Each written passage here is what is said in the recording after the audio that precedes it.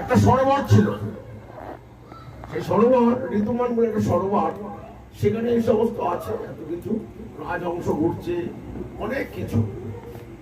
এইবার ওই জঙ্গলে একটা হাতি বাস করত, মহাশক্তিশালী হাতি, যাকে হস্তি। এবং সেই যত হাতি আছে তাদের মধ্যে সে শ্রেষ্ঠ, সবচেয়ে বেশি শক্তিশালী। হ্যাঁ, ওটা ভিডিও রেকর্ডিং করছো, ওটা আমাকে পাঠাবে, আমি কয়েকটা করেছি, ইউটিউবে ছেড়ে দেবো সব। ঠিক আছে, তোমার তুমি সব পাঠাবে, ঠিক আছে। কেউ তো করেছে, পাখিও করেছে। কে করেছে? পাখি পাঠাবি আমাকে। আরে আমাকে তো আমি করছি না ভিডিওটা। আগে বলবি তো, এইসব আগমন তো আগে করতে হয়। আমি তো দুটো করে নিয়েছি, এটা কিছুটা যা।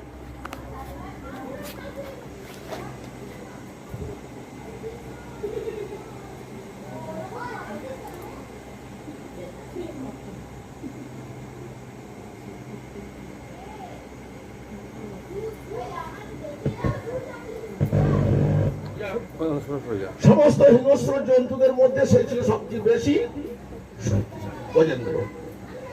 সে গ্রীষ্মকালে প্রচন্ড তৃষ্ণার্ত হয়ে একবার সে চারিদিকে জল পিপাসা পেয়েছে, ঘুরতে ঘুরতে ঘুরতে ঘুরতে যাচ্ছে, দেখছে একটা সুন্দর সরোবর, আর সুন্দর সুগন্ধ তার নাক দিয়ে আসছে। সেই গন্ধ শুকতে শুকতে সেখানে যাচ্ছে। দল, হাতির দল, বিশাল দল, স্ত্রী আছে, ছেলে মেয়ে পুত্র, পুত্র মানে হচ্ছে ছেলে, পুত্রী মানে মেয়ে, পৌত্র মানে নাতি, প্রপৌত্র মানে নাতির নাতি, সব আছে, সব দল গেল।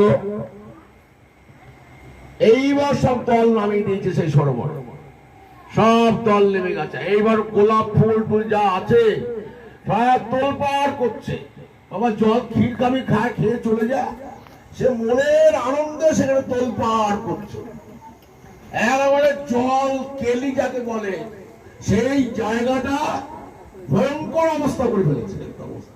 আর সেখানে বাস করে এক গ্রাহক, গ্রাহক মানে কুমির। সে বুঝি অত্যাচার আর সহ্য হচ্ছে না, সেও মহাশক্তিশালী। এই অত্যাচার আর সহ্য হচ্ছে না, আমি আর শান্তিতে থাকতে পারছি না, এখান থেকে যাচ্ছেও না। তখন কি করি, একে কামড়ে ধরি।